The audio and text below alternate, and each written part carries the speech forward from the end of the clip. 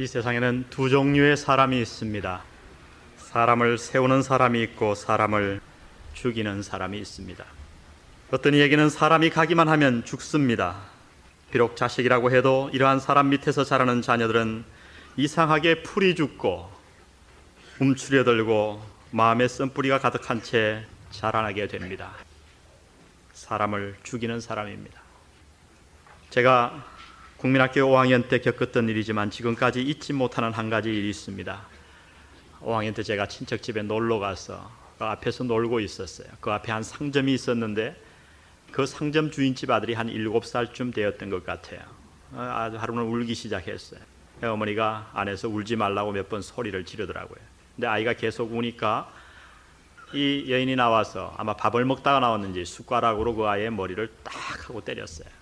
얼마나 아팠겠어요. 그래도 아이가 그 울음을 그치지 않고 계속해서 울자 조금 있다가 그 어머니가 그 숟가락에다가 무언가를 가지고 와서 입에다 넣어줍니다. 그리고선 그 아이가 울음을 그쳤어요. 저희들은 놀다가 저는 잘 몰랐는데 이렇게 보니까 울음소리는 내지 못했지만 그친 게 아니고 눈물을 쭉쭉 흘리고 있었어요. 제가 나중에 가까이 가보았더니 그 어머니가 떠다 준 것은 다름 아니라 고추장이었어요. 그 7살 난 어린아이의 입에다가 우니까 고추장을 한 숟갈 퍼서 넣어준 겁니다. 아이가 소리도 내지 못하고 얼굴이 빨개진 채로 눈물을 흘리고 있었어요. 저는 지금도 그 모습을 잊지 못합니다. 지금도 그 아이가 도대체 어떤 어른이 되어 있을까 저는 궁금합니다. 겉으로 나타나지 않아서 그렇지 이러한 사람이 얼마나 우리 주위에 많은지 모릅니다. 이런 사람이 가는 곳에는 사람이 메말라 죽습니다. 가정에 가면 자식이 죽고 직장에 가면 부하들이 다 죽습니다. 밑에 있는 사람들이 피곤하기 이럴 데가 없습니다. 그래서 모두가 능동적인 사람이 되기보다는 수동적인 사람이 되어버립니다. 모든 창조성이 다 말살되어 버립니다. 신기하게도 이러한 사람 가운데는 때로 굉장히 탁월한 능력을 가진 자도 있습니다. 기술적으로 나무랄 데가 없어요. 경영 능력도 탁월합니다. 때로 도덕적으로도 크게 부족한 것이 없습니다. 그래서 사업을 일으키고 때로는 자신의 하는 직장에서 성공을 나타내기도 합니다. 그러나 그의 주위에 있는 사람들은 병들어 갑니다. 그의 가족들은 더더욱 고통을 받으며 심령이 메말라 들어버립니다. 사람을 죽이는 사람입니다. 그러나 그 반면에 사람을 세우는 사람이 있습니다. 이런 사람에게는 사람이 붙여지기만 하면 살아납니다. 부정적이던 사람이 그 사람을 만나면 긍정적으로 바뀌게 되고 수동적이었던 사람이 그 사람과 얼마간의 세월을 지나고 나면 능동적인 사람으로 바뀌게 됩니다. 그와 가까이 하는 사람들은 남모를 평안을 느끼게 되고 여유를 가지게 되고 그리고 그 안에 숨었던 재능들이 밤하늘의 별과 같이 하나둘 나타나기 시작합니다. 마치 옥토의 신기훈 씨가 풍성한 열매를 맺듯이 이 주위에 있는 사람들은 늘 열매가 풍성해지는 겁니다. 기쁨이 배가 되는 것입니다. 사람을 세우는 사람입니다. 사람을 세우는 사람이 있고 사람을 죽이는 사람이 있습니다. 참으로 위험한 것은 이러한 성향들은 종종 전염될 수 있다고 하는 것입니다. 여러분 관찰해 보십시오. 사람을 죽이는 사람 밑에서 사람을 죽이는 이가 나오고 사람을 세우는 사람 밑에서 사람을 세우는 이가 나옵니다. 여러분은 어떠십니까? 당신은 사람을 세우는 자입니까? 아니면 사람을 죽이는 자이십니까? 당신은 어떤 부모의 밑에서 자라나오셨는가요? 당신의 부모들은 당신을 세워주는 사람이었나요? 당신의 직장 상사는 어떠한가요? 오늘 이 사회는 사람을 세우는 사람을 목말라 찾고 있습니다. 어디를 가봐도 남을 비판하고 정죄하고 죽이는 사람은 난무한 반면 그 사람을 세워주는 사람이 귀한 시대. 오늘 하나님은 이러한 자를 찾고 계십니다. 어떻게 우리가 사람을 죽이는 자가 아닌 사람을 세우는 하나님의 사람이 될 수 있을까요? 오늘 저와 여러분이 읽은 이 본문을 통해 하나님은 몇 가지 우리에게 그 방법을 말씀해 주십니다. 오늘 저와 여러분이 읽은 이 사도행전 20장은 사도 바울이 이제 3년의 에베소 사역을 끝내고 떠나는 장면을 기록하고 있습니다. 그는 엄청난 소란을 겪었습니다. 한번 생각해 보십시오. 19장에 우리가 읽었던 사건, 약 5만 명의 사람들이 공연장에 모여 사도 바울 한 사람을 성토하며 2시간을 부르짖었습니다. 얼마나 많은 위험을 느꼈을까요? 얼마나 많은 마음의 당황함을 느꼈겠습니까? 그러나 하나님께서 서기장을 보내서 그가 그들을 안돈시켰습니다. 19장 마지막에 보니 모든 소요가 다 끝나버렸습니다. 이 소란이 끝난 다음에 사도 바울은 이제 드디어 떠날 차비를 차리는 겁니다. 배낭을 꾸리고 신발끈을 묶습니다. 그러나 그는 이 지역을 떠나기 전에 이 소란에도 불구하고 한 가지 중요한 일을 떠나기 전에 잊지 않았습니다. 그 일이 바로 1절과 2절에 기록되어 있습니다. 다시 한번 1절을 보십시오. 소요가 그침에 바울이 제자들을 불러 권한 후에 작별하고 떠나 마게도냐로 가니라. 그 지경으로 다녀가며 여러 말로 제자들에게 권하고 헬라에 이르러.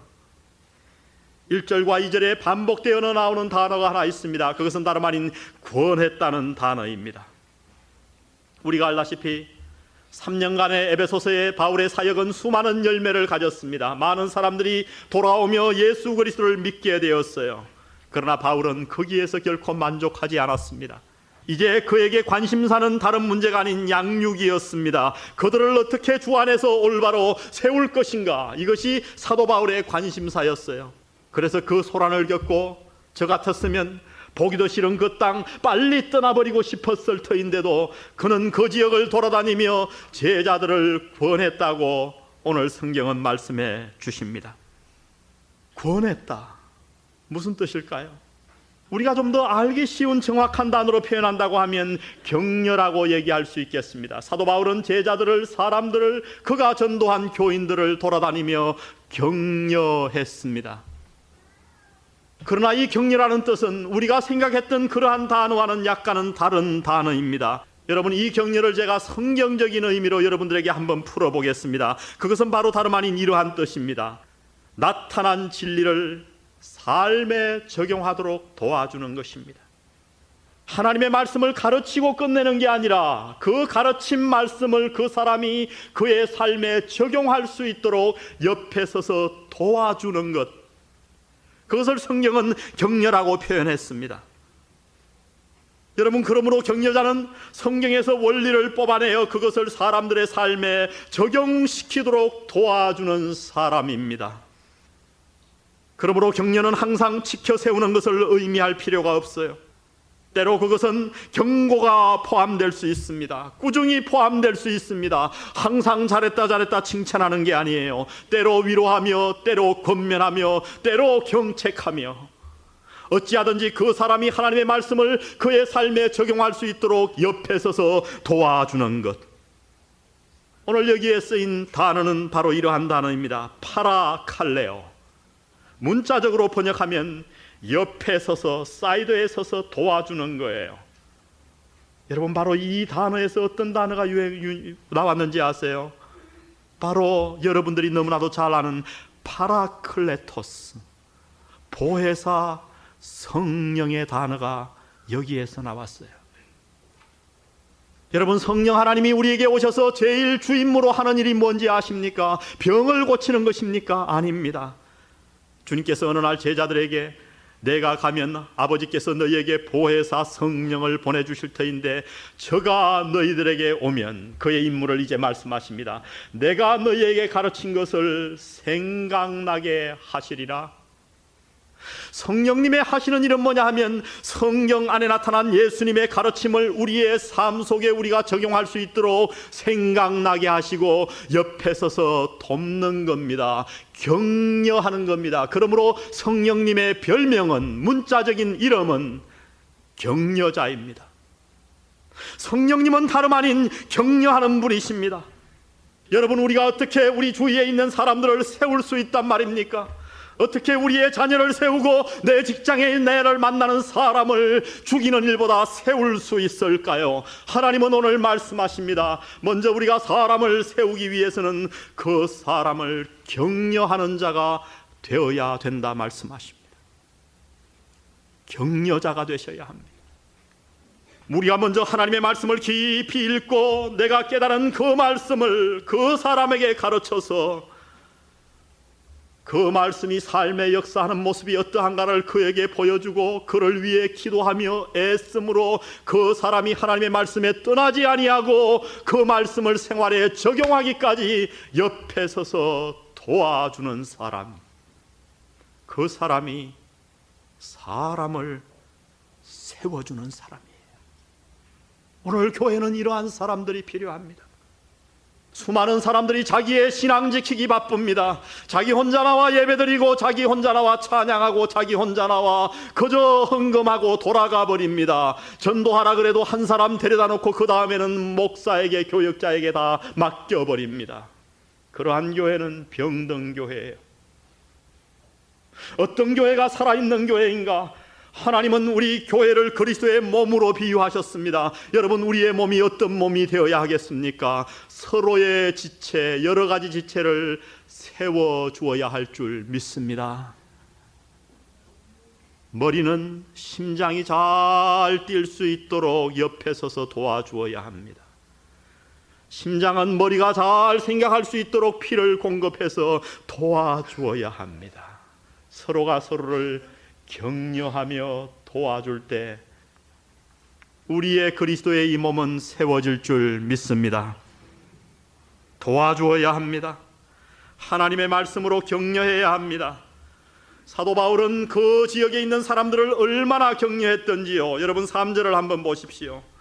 거기 몇 달을 있다가 석 달을 있다가, 아마도 고린도에 머물렀던 것 같아요. 그 지역을 수없이 다니다가 고린도에 와서 석 달을 머물렀어요. 그런데 여러분, 이 석 달 동안 어떤 일이 일어나는지 아세요? 이 석 달이 없었더라면, 사도 바울이 다른 사람들을 격려하기 위해서 떼어놓은 3달이 없었더라면 우리 성경책에 로마서는 없었습니다. 사도 바울은 이 석 달 동안 고린도에 머물면서 성경에서 가장 귀하다고 하는 로마서를 썼던 것입니다. 내가 어떻게 하면 이 사람들을 격려할 수 있을까? 어떻게 하면 하나님의 말씀으로 이들을 올바로 세울 수 있을까를 날마다 고민하며 걱정하며 생각하다가 밤에 돌아와 글을 쓰기 시작했습니다. 그는 드디어 여기에서 로마서를 완성했던 것입니다. 사랑하는 성도 여러분, 여러분의 자녀를 세우고 싶으십니까? 여러분의 주위 교인들과 사람들을 세우고 싶으십니까? 그렇다면 먼저 여러분이 하나님의 말씀에 깊이 잠기십시오. 그리고 그 말씀을 가지고 그의 삶에 적용시킬 수 있도록 그를 한 사람을 옆에 서서 도와주는 자가 되시기를 바랍니다. 격려자가 되시기를 바랍니다. 여러분, 자전거를 가르쳐 보셨나요? 저는 우리 광진이 자전거 가르치던 때를 잊지 못합니다. 어디 자전거뿐이겠습니까? 신발 하나 매는 법, 아버지가 하는 일이 얼마나 많습니까? 아이가 누구에서부터 배웁니까? 신발 하나 매는 것도 하루아침에 안 되더라고요. 운동화 매는 법은 제가 1년 넘게 가르쳤던 것 같아요. 어느 날 제가 가르치다가 꾸중하고 싶었어요. 야, 이놈아, 그것도 못하니. 나 제 입을 막았습니다. 참 잘한다. 이번에는 어제보다 더 잘 매졌어. 어느 날 제가 신발을 메어주려고 하는데, 아빠, 내가 할 수 있어. 그는 튼튼하게 신발끈을 묶어 놓았습니다. 격려입니다. 누가 사람을 세울 수 있는가? 격려하는 사람입니다. 여러분이 오늘 이 비판이 난무하는 이 세대에 하나님 앞에서 모두 격려자가 되시기를 주의 이름으로 축원드립니다. 오늘 두 번째 단락을 보면, 오늘 바울은 원래 헬라에서 바로 배 타고 예루살렘에 가려고 했습니다. 그런데 거기에 음모가 있었어요.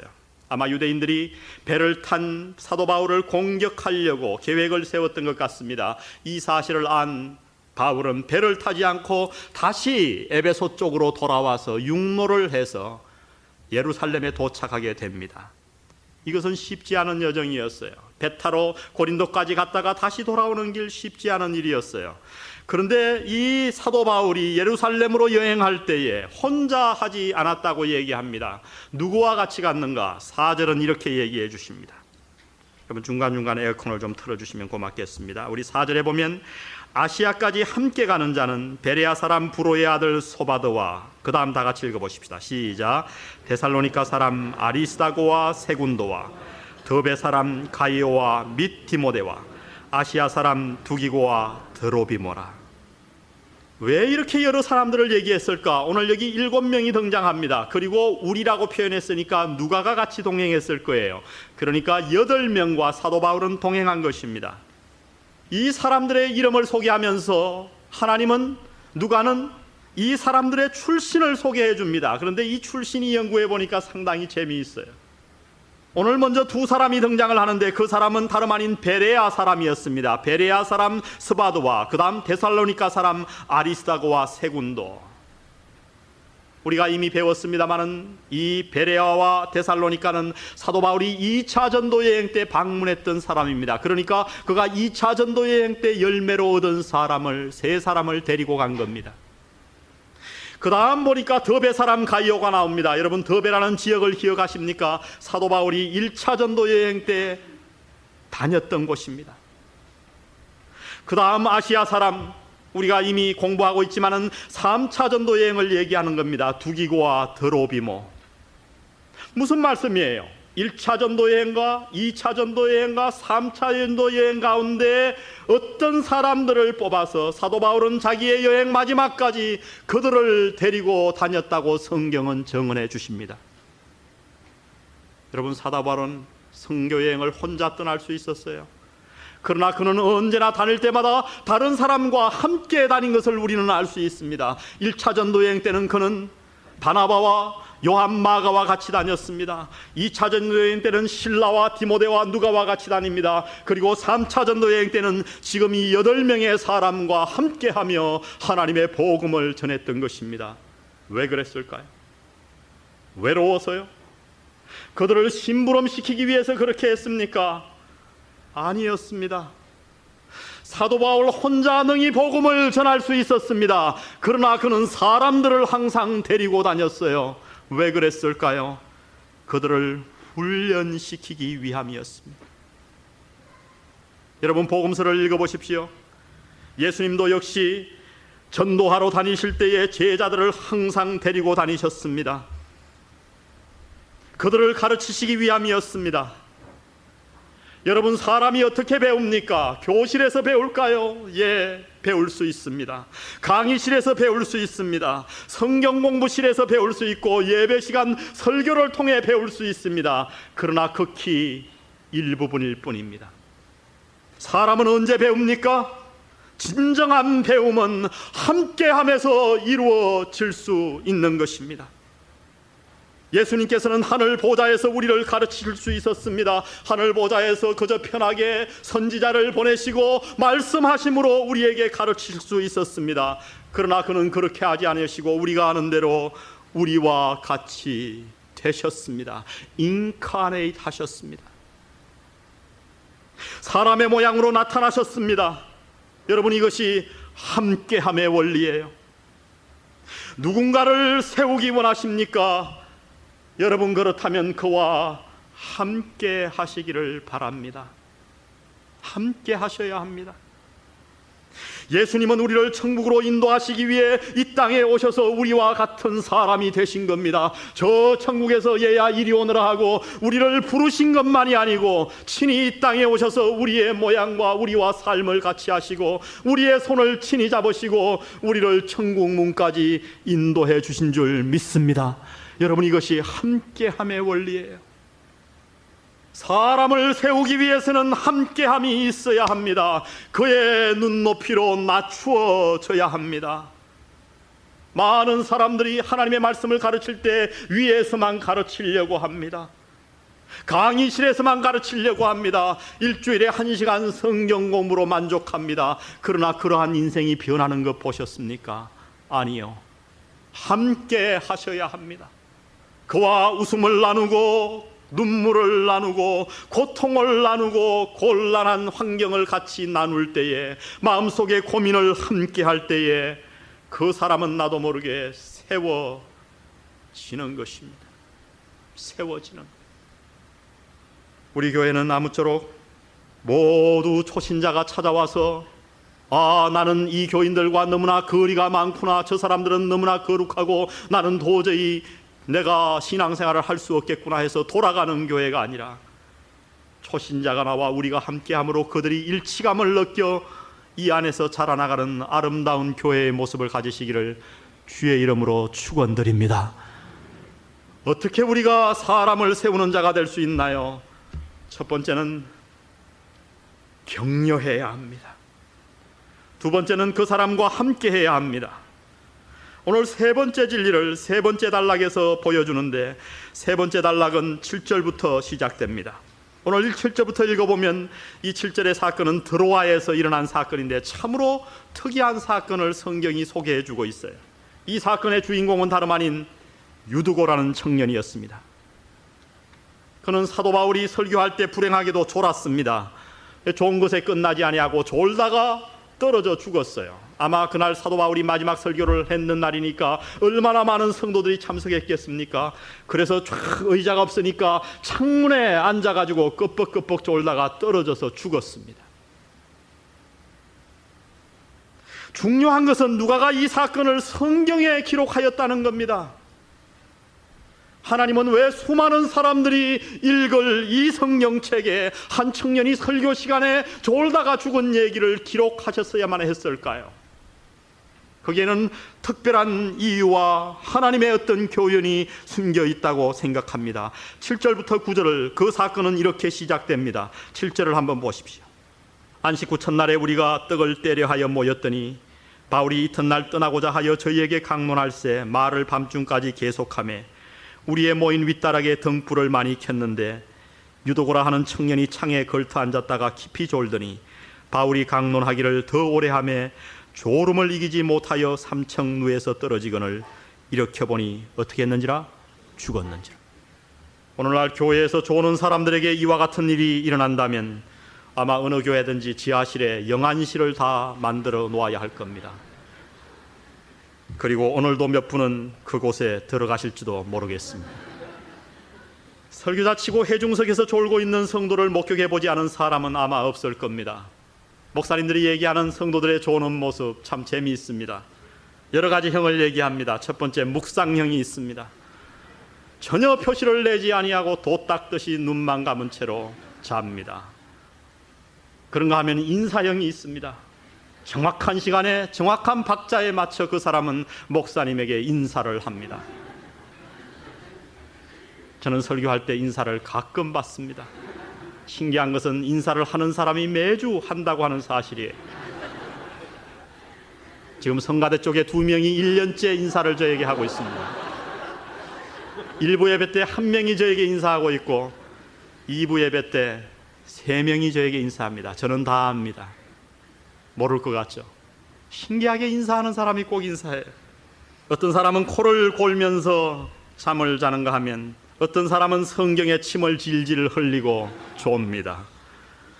어떤 때는 다른 사람 다 일어나서 주기도문 찬송 부르는데 혼자 앉아있다가 벌떡 뒤늦게 일어나는 사람이 있는가 하면 어떤 사람은 졸다가 성경책을 떨어뜨리고 놀라서 자리에서 벌떡 일어나는 사람도 있었다고 합니다. 아직 우리 교회는 없었어요. 왜 졸까요? 왜 설교 시간에 졸까요? 이유를 생각해 보셨나요? 거기에는 몇 가지 이유가 있다고 생각합니다. 첫 번째는 습관입니다. 어릴 적부터 어른들이 얘기할 때 어른들은 그저 아이들이 떠들기보다는 무릎을 베고 잠자게 합니다. 그러니까 우리는 얘기를 들으면서 자는 습관이 우리에게 배어 있는지 몰라요. 저 역시 그랬어요. 어릴 때부터 교회를 따라다녔기 때문에 어머니 뒤를 늘 교회에서 떠들기보다는 무릎을 베고 자라고 어머니가 제 머리를 쓰다듬어 줬어요. 저는 이 습관으로 인해 중학교 때 1년을 잤습니다. 설교만 시작하면 자고 그것을 깨어나기 위해 얼마나 애썼는지 모릅니다. 습관이 있을 수 있습니다. 조는 분은 습관 때문에 그렇게 될 수 있어요. 두 번째는 환경적인 조건입니다. 건물의 문제입니다. 환기가 잘 되지 않는 건물, 바깥 공기가 때로 들어오고 환기가 이루어지고 적당한 온도가 되어야 하는데 후덥지근하고 여름이 되고 에어컨이 잘 골고루 퍼지지 않을 때 좋을 수 있습니다. 제가 그래서 오늘 이 더운 여름에 여러분 좋으시는 분들은 제가 조금은 이해를 해드립니다. 세 번째, 신체적인 조건이 있을 수 있어요. 토요일 날 너무 지나치게 피곤했단 말이죠. 그리고 왕건을 보고 자야 되는데 그것도 모자라서 애국가까지 다 따라 부르고, 그리고 밤을 2시, 3시까지 새고 예배드리러 나오면 천하장사라도 인사를 할 수밖에 없는 겁니다. 그러나 또 한 가지 이유는 영적 무관심에서 우리가 졸음을 부를 수 있다는 겁니다.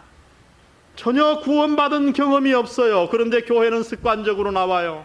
영적으로 침체되어 있습니다. 그럴 때면 좋을 수밖에 없어요.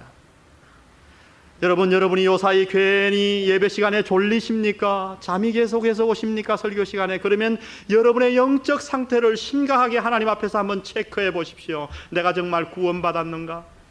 구원받았다고 하면 내 영적 상태가 지금 다운되어 있지는 않은가? 여러분 10중 8구 예배 시간에 조는 분들은 영적으로 침체기를 걷고 있을 것입니다. 틀림없습니다. 영적 무관심 때문에 좋을 수 있습니다. 마지막 5번째로 지루한 설교 때문에 좋을 수 있어요. 이것은 설교가의 책임입니다. 설교를 재미있게 해야 되는데 모노토너스하게 그저 낭독하듯이 설교를 합니다. 그러면 잠이 오게 되어 있는 거예요. 결론은 뭡니까? 졸음은 한 가지 이유에서보다 여러 가지 이유에서 합동으로 찾아온다는 겁니다. 우리가 이것을 어떻게 고칠 수 있을까요? 지금 자다가 다 깼네요. 보니까 고칠 수 있는 방법 역시 합동으로 해야 합니다. 교회를 관리하는 사람들은 건물을 잘 관리해 주어야 합니다. 에어컨이 필요하면 우리가 에어컨을 몇 대 더 놔야 할지도 모르겠습니다. 하여튼 이 공기가 잘 순환되도록 만들어야 할 것입니다. 설교가는 설교를 지루하지 않게 하기 위해서 고민해야 합니다. 저 나름대로 최선을 다하고 있습니다. 저를 위해 기도해 주십시오. 그러나 또 한 부류의 노력이 필요합니다. 그것은 바로 당신의 노력입니다. 영적으로 깨어있도록 기도해야 합니다. 신기하게 어떤 사람들은 예화를 얘기하고 재미있는 얘기를 할 때는 눈을 번쩍 뜨고 같이 웃습니다.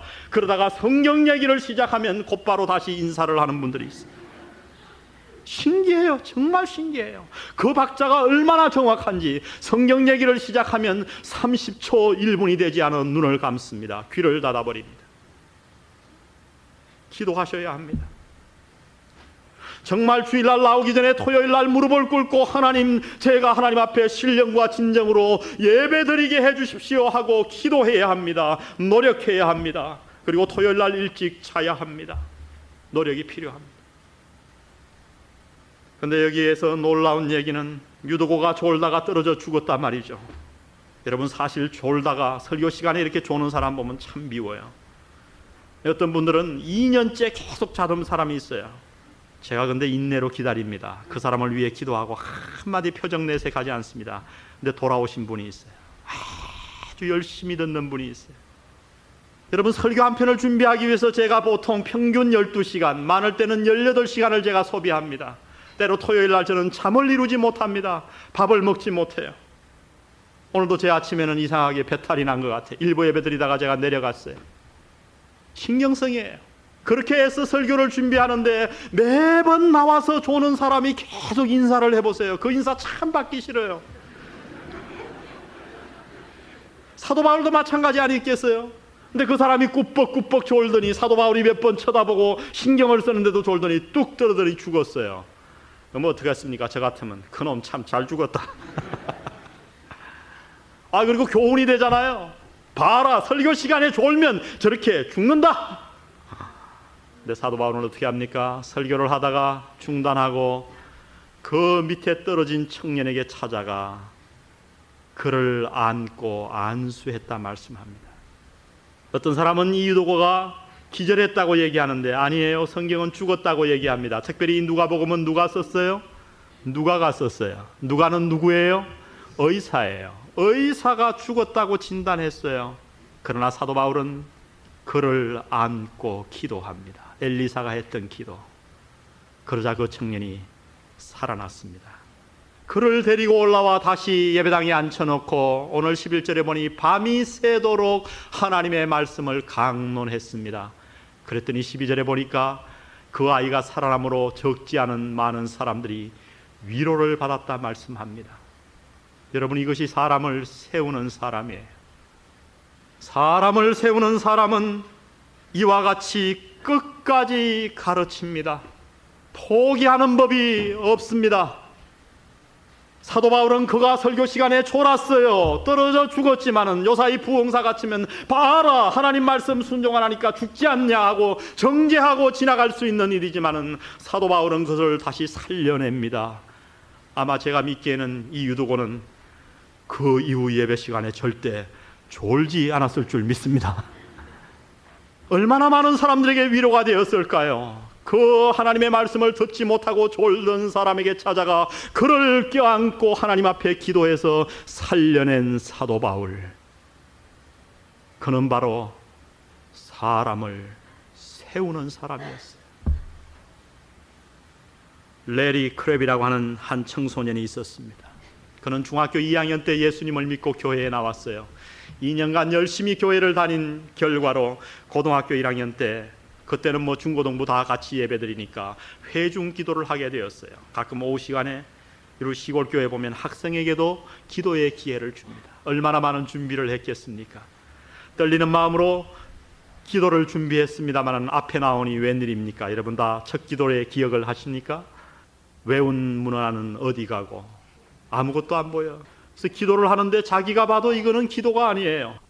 아버지 하나님, 우리를 위해 죽으시고 예수님께서 성령 하나님을 무덤에서 부활시켜 주시며, 들으면서 이분이 얘기합니다. 글을 썼는데 자기가 지금 2단 기도를 하고 있구나. 그래서 얼마나 당황했는지, 더 당황하면지 예수님의 이름으로도 빼먹고 아멘 그리고 내려왔어요. 그리고 앉아 있는데 등에 식은 땀이 나기 시작합니다. 다시는 기도를 안 해야지. 이제 교회 안 나와야 되겠어. 그리고 예배가 끝나자마자 쏜살같이 도망을 갑니다. 근데 저 뒤에서 있던 장로님이 그를 부르는 거예요. 옳거니 내가 2단 기도를 했으니 꾸짖으려고 그러시는구나. 던전이라고 하는 이 장로님이 그를 부르더니 꽉 어깨를 껴안아줘요. 레리, 기도는 마음으로 하는 거야. 말이 중요한 게 아니야. 하나님이 너의 마음을 받으신 것을 나는 안다. 하나님이 너의 마음과 기도를 받으신 것을 나는 안다. 얼마나 위로가 되었던지. 레리 크랩은 그 이후 신학교를 졸업하고 목사가 되었습니다. 20권이 넘는 저술가가 되었어요. 제가 신학교 다닐 때 그분의 상담학 책으로 3권이 우리 신학교의 교과서가 되어 있었습니다. 오늘도 한국말로도 많은 번역이 나온 아름다운 목회자요 저술가가 되었습니다. 그는 훗날 이렇게 썼습니다. 그 기억을 되새길 때면 자기는 간증하다가도 눈물을 흘리지 않을 수가 없다고. 그 장로님의 한마디, 그는 이렇게 쓰고 있습니다. 그분의 말은 사람을 살리는 말이었습니다. 사랑하는 성도 여러분, 우리 시대는 사람을 세우는 사람을 찾고 있습니다. 수많은 사람들이 주위의 사람을 죽입니다. 정죄하고 그의 사기를 끊고 창조성을 말살시키고 자기의 의견대로만 그 사람을 가꾸려고 합니다.